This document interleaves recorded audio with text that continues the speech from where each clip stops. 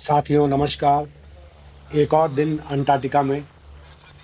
आज हम फिर पानी में उतरे हैं और आज का हमारा जो प्लान है वो है क्रूज़ करना। थोड़ा-सा माउंटेन पे जाएँगे, स्नो में चलेंगे।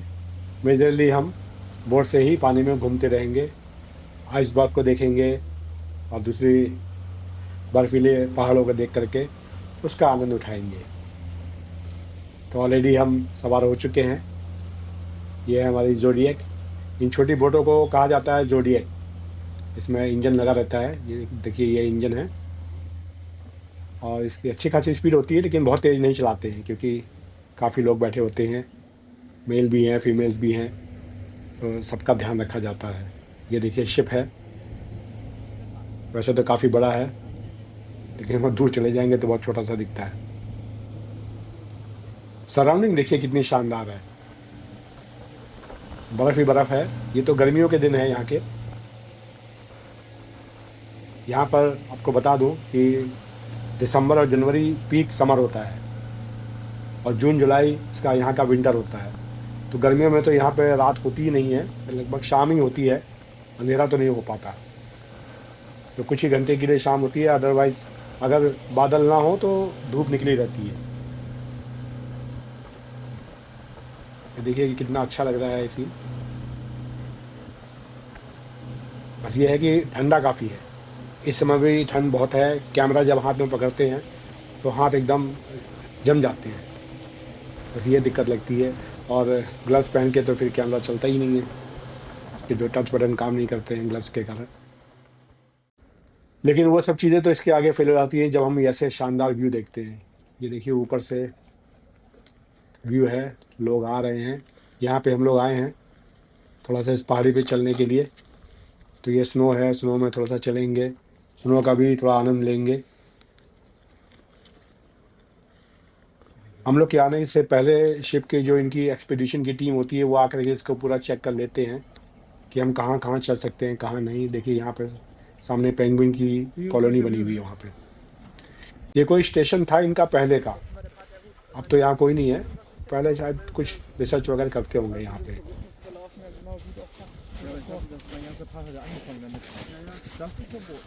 ये चले जा रहे हैं।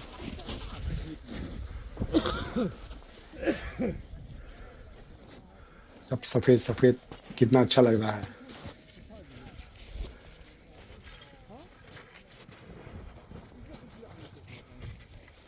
बर्फ़ देखिए सॉफ्ट है, तो पैर इसमें घुस जाते हैं। इसीलिए वो स्टिक्स दी गई हैं कि आप स्टिक्स पकड़ के चलिए। अब देखिए शिप कितना छोटा दिख रहा है इतना दूर।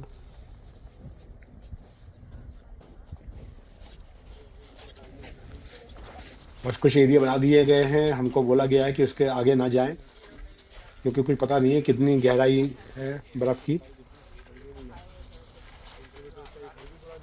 तो सेफ्टी को ध्यान में रखते हुए वो छोटे-छोटे देखिए फ्लैग लगा दिए हैं। इन फ्लैग्स दोनों तरफ फ्लैग लगा देते हैं। इन फ्लैग्स के बीच में ही हमें चलना होता है।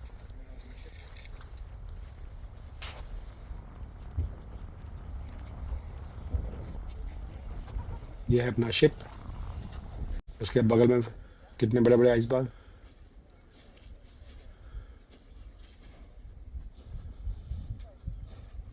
देखिए कई लोग तो कितने ऊपर तक हैं।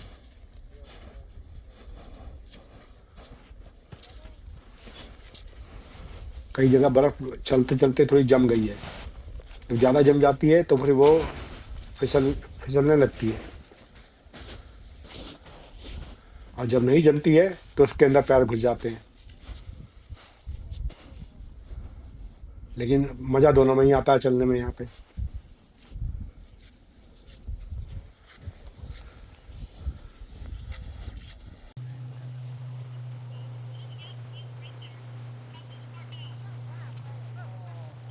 अब यहाँ से निकल गए, थोड़ा-सा ऐसे ही घूमेंगे। ये देखिए आइसबर्ग, आइस देखिए पूरी नीली-नीली हो रही है। जो हमें बताया गया है कि ये मेल्ट नहीं होती है जब, सालों साल ऐसे होती रहती है, तो इसका कलर चेंज होने लगता है और ये ब्लू कलर में कन्वर्ट होने लगती है और ऊपर से ये सॉलिड होने लगती है, एकदम पत्थर के जैसे बन जाती है। मेल्ट होने से पहले इसके ऊपर और स्नोफॉल हो जाता है, और टेम्परेचर इतना कम होता है कि जल्दी ये मेल्ट ही नहीं होती हैं। पता नहीं मेल्ट होती भी होंगी पूरी तरह से कि नहीं, किसने देखा है। लेकिन ये है कि ये जो पहाड़ हैं, ये गर्मियों में टूट-टूट के गिरते हैं। जो बर्फ़ के पहाड़ हैं, ये टूट-टूट के गिरते हैं। तो वही उन्हीं के तो टुकड़े हैं ये, जो जो आइसबर्ग जो तैर रहे हैं। ये कोई यहीं तो बन नहीं गए, किसी पहाड़ से टूट करके, गिर करके धीरे-धीरे तैरते हुए यहाँ तक आ गए। देखिए छोटे-छोटे टुकड़े भी हैं। ये देखिए, ये सारे टुकड़े उसी जो टूटते हैं पहाड़, उसके ही हिस्से हैं। हवा के साथ-साथ ये इधर-उधर बहते रहते हैं।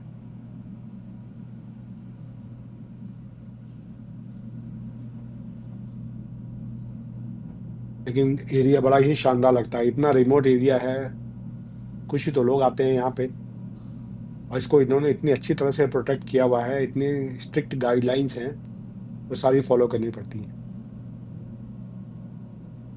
उसी का नतीजा है कि ये सब चीज़ें बची हुई हैं। पहले यहाँ पे व्हेल मछली का शिकार होता था, लेकिन अब ये सब बंद कर दिया गया है। आपको पता होगा कि अंटार्कटिका किसी कंट्री का नहीं है ये सबके लिए है। पूरी दुनिया के लिए ये अवेलेबल है। आप अपना रिसर्च सेंटर यहाँ बना सकते हैं, लेकिन यहाँ से कुछ निकाल नहीं सकते हैं। जैसे तेल निकालना हुआ या खुदाई करनी हुई या जानवरों को मारना हुआ, ये सब अलाउड नहीं है। तो इनकी एक ट्रीटी है, उसमें ये एग्रीमेंट किया गया है। तो अपना भारत देश का भी यहाँ पे रिसर्च सेंटर है, मैत्री करके, और गोवा से शिप आता है। अब तो वहाँ से फ्लाइट भी आने लग गई है इनकी सप्लाई लेकर के। देखिए कितना सुंदर लग रहा है ये सब।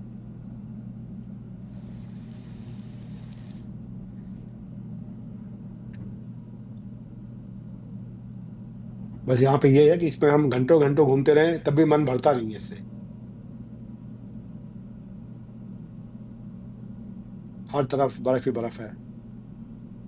शांत माहौल है।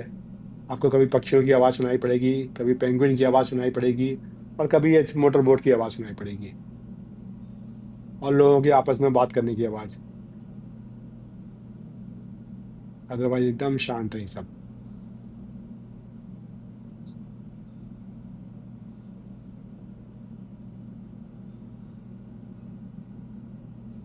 ये सारे बर्फ के टुकड़े हैं।